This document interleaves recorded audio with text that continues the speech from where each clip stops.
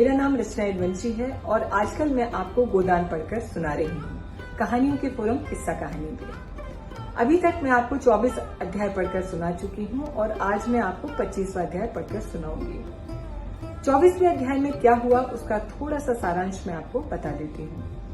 23वें अध्याय में एक बहुत ही हृदय विदारक घटना हुई थी, बहुत ही बेचैन करने वाली घटना हो गई थी।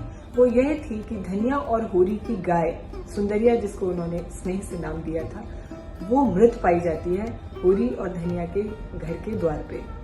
और वो इतनी बड़ी घटना है क्योंकि उस गाय को बड़ी मनुहार से उधार पर होरी अपने घर लेके आया था।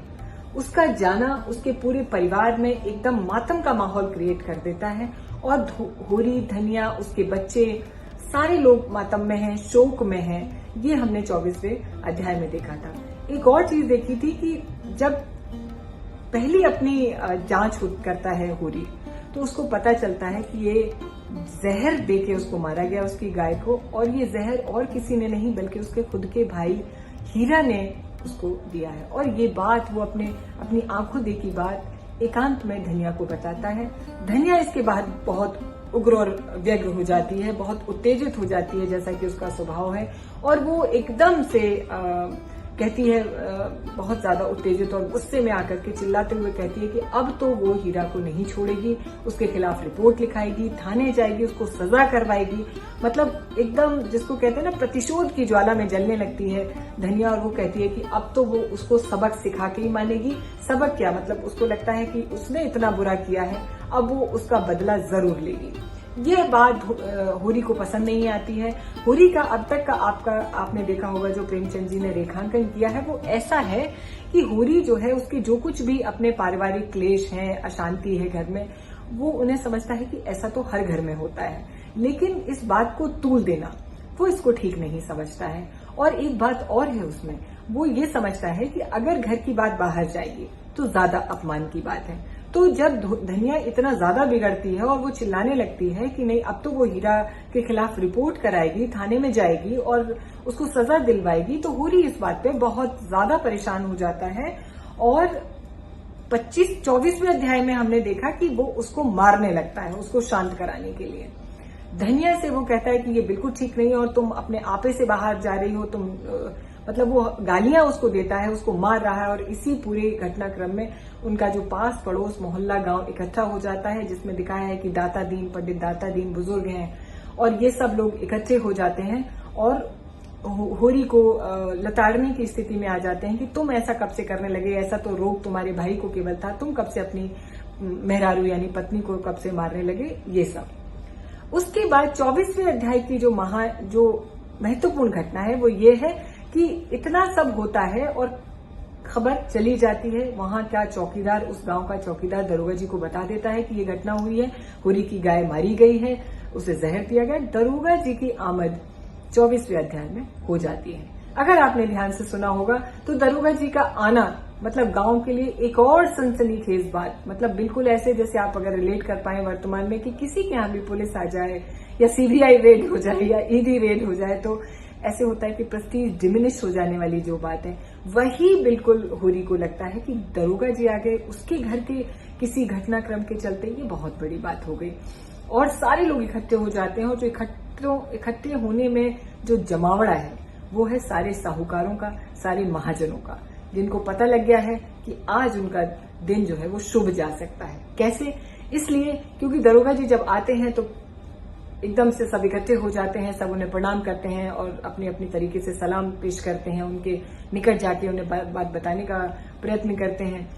प्रेमचंद जी ने जो दरोगा जी का खाका खींचा है और जो दरोगा जी के माध्यम से जो कॉन्वर्सेशन, जो वार्तालाप करवाया है, वो आप देखिए, व्यवस्था, उस वक्त की व्यवस्था पर सीधा तंज और तीखा प्रहार कि भ्रष्टाचार तब भी था। दरोगा जी को पता चल जाता है कि ये तो कुछ मामला ऐसा है, उसमें लिखा भी है प्रेमचंद जी ने कि दरोगा जी आए हैं तो बिना लिए तो जाएंगे नहीं। तो दरोगा जी पूरे मामले को देख लेते हैं, सुन लेते हैं, परख लेते हैं और वो ये भी जान जाते हैं, उसमें उन्होंने लिखा भी प्रेमचंद जी ने कि आदमियों को बहुत पढ़ा है दरोगा जी ने, तो वो आदमी को पढ़ लेते हैं और होरी को वो जान जाते हैं कि ऐसा शख्स है जो अपने परिवार की इज्जत के नाम पर कुछ भी कर सकता है, और वो यही करते हैं। उसका फायदा उठाते हुए दरोगा जी कहते हैं, मैं तो हीरा के घर की तलाशी लूंगा अगर उस पर शक है तो। ये सुनते ही होरी एकदम एक और बेचैनी उसके हिस्से में जुड़ जाती है। वो पहले से ही इतना दुखी है, इतना बेचैन है। एक तो उसकी गाय मर गई, जिसको वो इतने प्यार से उधार पैसे लेकर के आया था, जिसको कहते हैं कि अपने जीवन की सारी जमा पूंजी को दांव पे लगा के वो मर गई। मारने वाला कौन? उसका अपना सगा भाई। इससे ज्यादा दुखी और दिल के टुकड़े कर देने वाली बात होरी के जीवन में कुछ हो नहीं सकती थी। उस पर दरोगा जी और आ गए। तो अब तो होरी की जो परेशानी है वो आप देखिए, प्रेमचंद जी ने एक एक पंक्ति में ऐसे उजागर की है कि पाठकों के दिलों को छूती है। उसका जो मर्म है, उसका जो दुख है, वो सीधे पाठकों के दिलों तक पहुंचता है। जब ये कह देते हैं कि हीरा के घर की तलाशी लेंगे, होरी एकदम आमादा हो जाता है कि बस ऐसा ना हो जाए, चाहे कुछ भी कर लें दरोगा जी। बस इसी बात को मुद्दा बना करके वो दरोगा जी कहते हैं कि ठीक है। वो समझ जाते हैं कि होरी ऐसा हरगिज नहीं चाहेगा।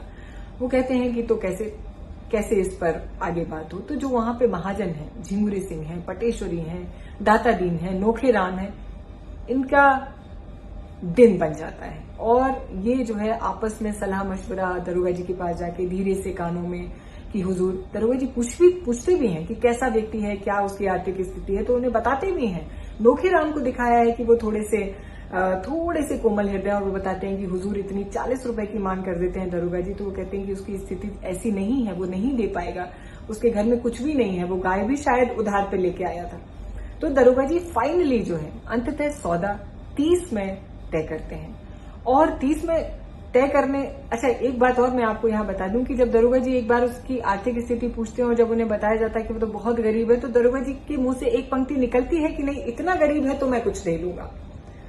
उसके बाद जो आप देखिए, सारे साहूकार और पटेश्वरी और झिंगुरी सिंह एकदम से कहने लगते हैं, हुजूर ऐसी कैसी बातें कर रहे हैं आप ऐसी एकाध घटना होती है गांव में तो हमारा घर चलता है।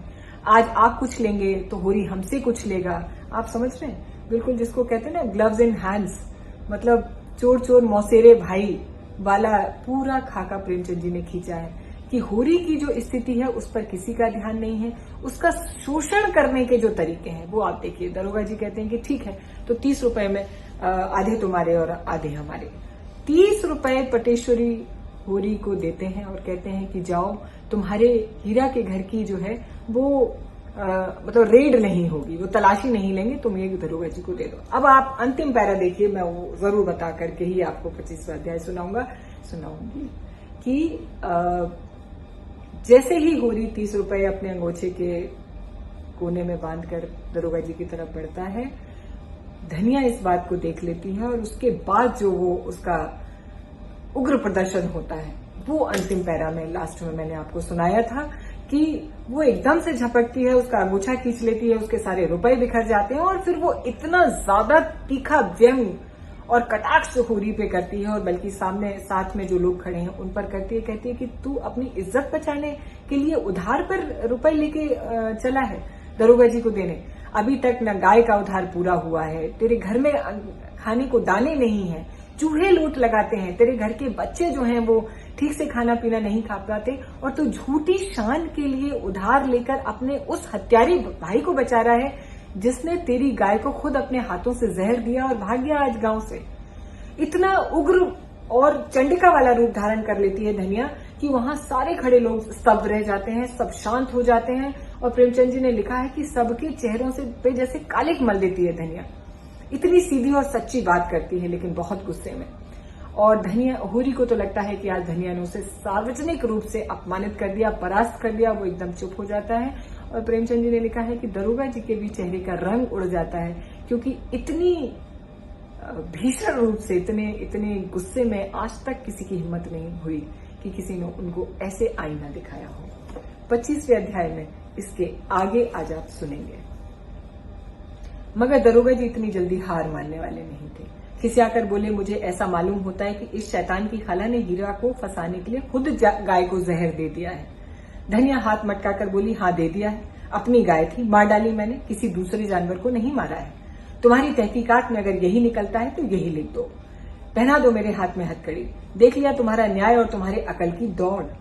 गरीबों का गला काटना दूसरी बात है, दूध का दूध और पानी का पानी करना दूसरी बात।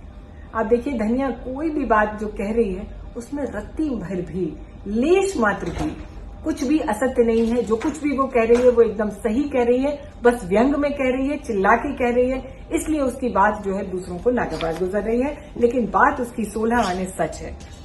पूरी आंखों से अंगारे बरसाता धनिया की ओर लपका, पर गोबर सामने आकर खड़ा हो गया और उग्र भाव से बोला, अच्छा दादा, अब बहुत हुआ, पीछे हट जाओ, नहीं मैं कह ही देता हूँ, मेरे मुंह न लगो, तुम्हारे ऊपर हाथ न उठाऊंगा, ऐसा कपूत नहीं हूँ, यही गले में मैं फांसी लगा दूंगा।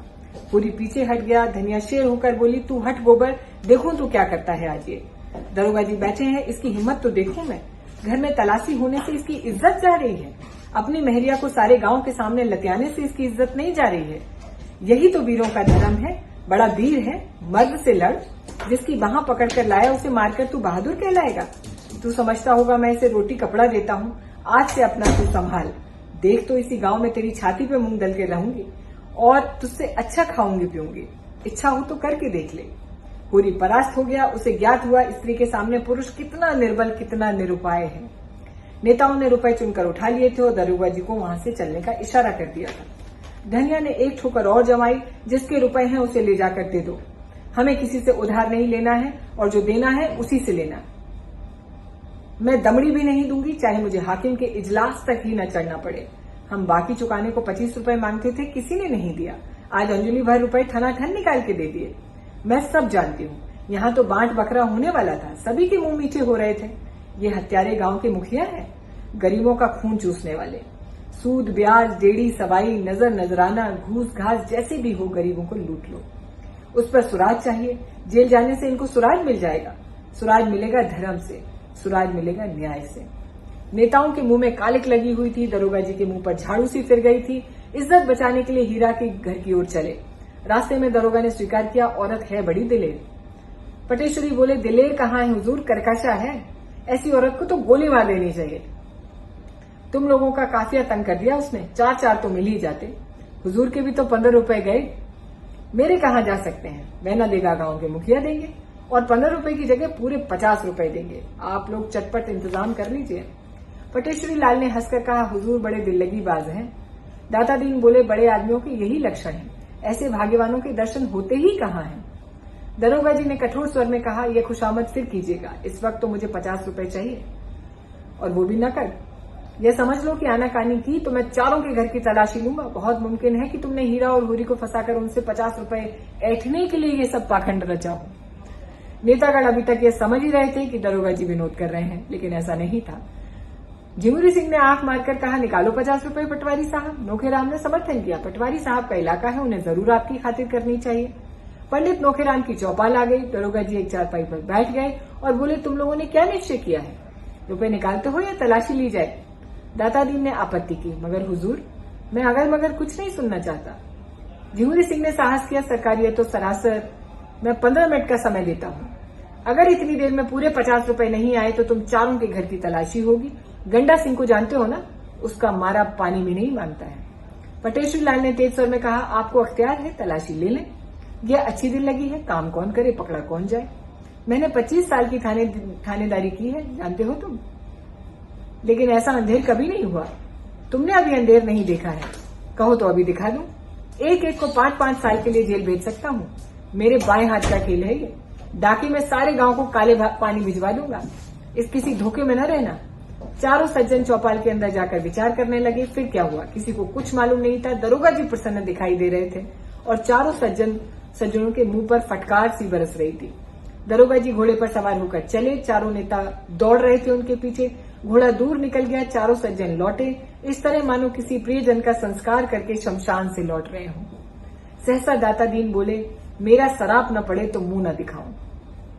नोखेराम ने समर्थन किया, ऐसा धन कभी किसी को नहीं फलता।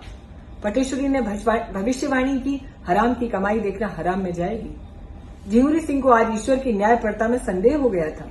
भगवान न जाने कहाँ है कि अंधेर देखकर भी पापियों को दंड नहीं देते। इस वक्त इन सज्जनों की तस्वीरें खींचने लायक थी। 25वां अध्याय मैं खत्म करती हूँ। 26वें अध्याय के लिए आपसे फिर मुलाकात होगी अगले रविवार। तब तक बने रहिए गोदान के साथ, प्रेमचंद जी के साथ और रचनाएं पंची के साथ। नमस्कार, बहुत शुक्रिया।